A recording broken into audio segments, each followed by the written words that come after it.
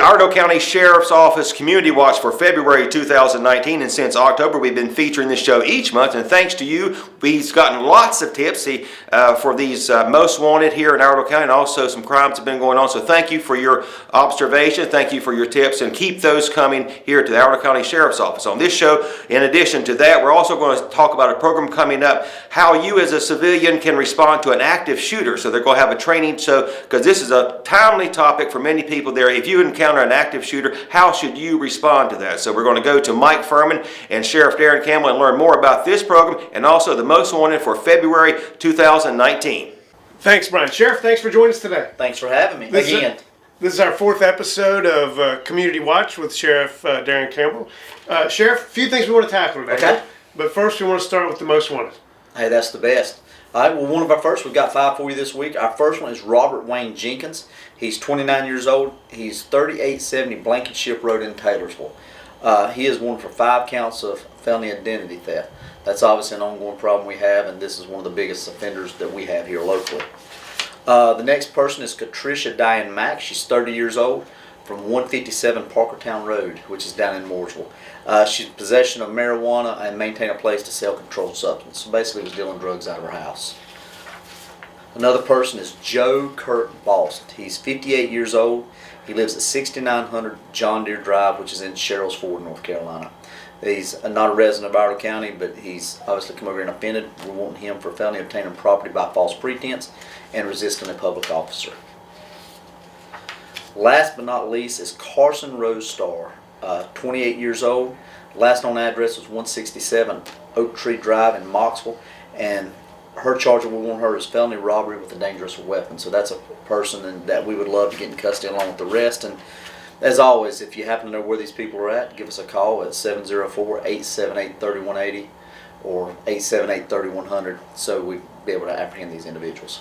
Now, have you had luck in the last few months getting there are no repeat people in here from the last few months. Have you rounded them all up? We haven't rounded them all up, but it's been good, and that's the reason we do it this is our 4th show, because it's been very successful.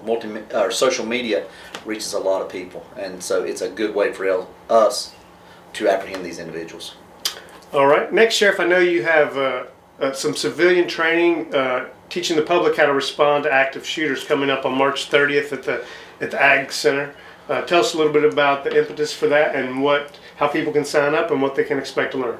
Well, a little bit the way this come about, we've been strongly sorry that it's bad that we live in a national climate where we see a lot of active shooters, school shootings and things like that. It seems like every other day you're reading about it in an office somewhere or in a school or in a business. So we've created stuff through Church, Shield, and our Faith Watch programs to give a little bit of people the ability and know what to expect. So our latest thing is going to be a civilian response to an active shooter.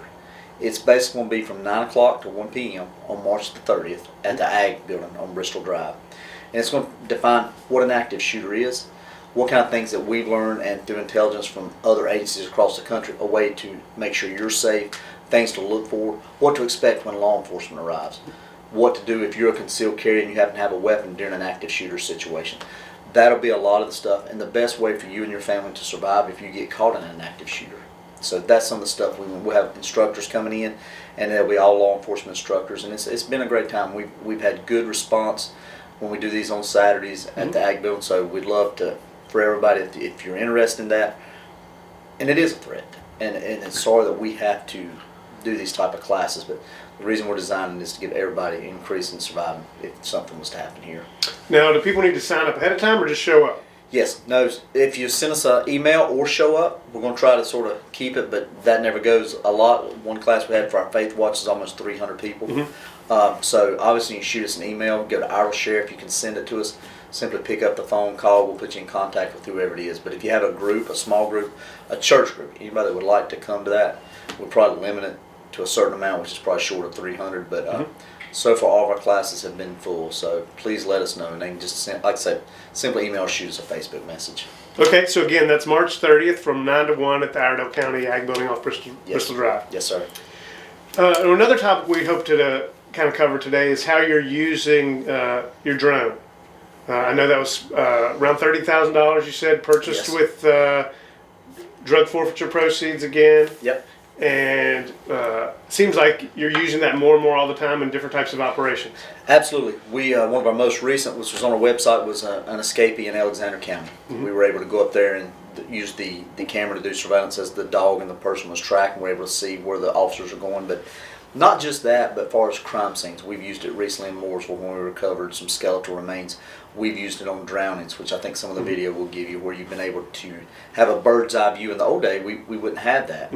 We'd had to call for a helicopter. I mean, it can cost $1,000 an hour. We have to wait on, depends what the weather. This way, we're able to deploy it ourselves, and it is a great piece of equipment. And you take it, you know, some of the things of it is thermal imaging, which is basically being able to see in the dark.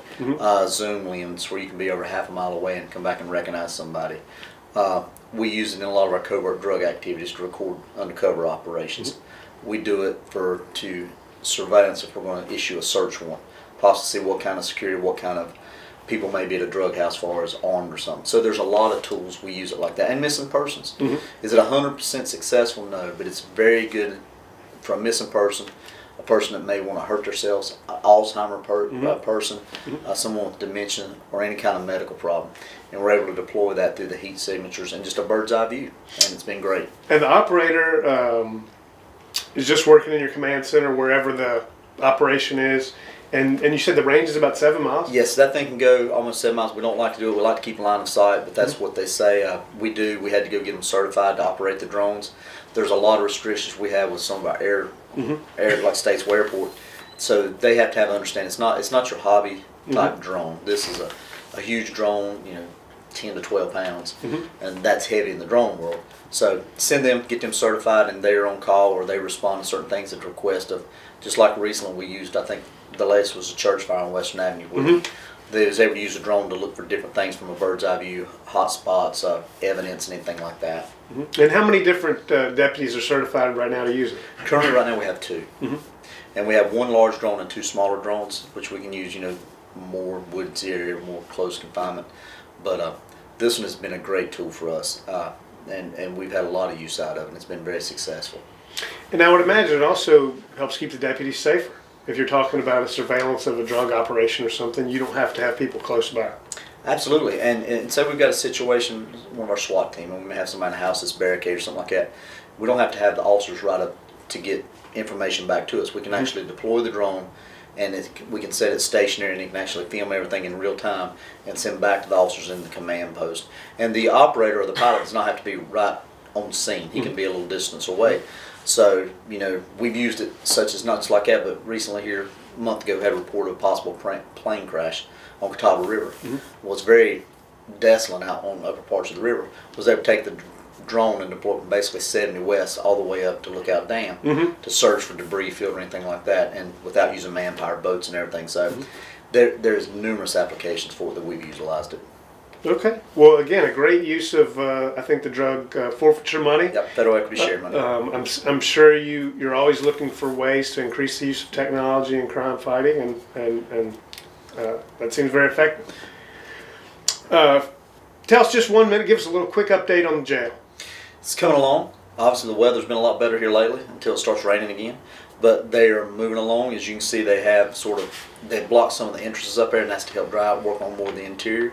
It's still coming along, and I'm not sure exactly the completion date. It depends on weather, but we would look for summer and most likely late summer.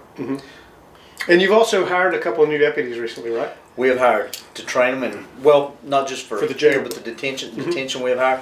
And yes, also we've had a lot of new patrol deputies. And I don't get so much, but here recently we've hired approximately 5 new officers to come on. And obviously the field of law enforcement is, there's not a lot of supply, so you're very picky and you have to be very selective. We do a lot of competition with other agencies like Statesville, Mooresville, Highway Patrol. So, but to get good officers, it's hard to come by now. So, but we've been very fortunate. Okay. Well, Sheriff, thanks for taking the time this week, and we enjoyed visiting with you, and we'll see you again next month. Hey, thank you for doing it again.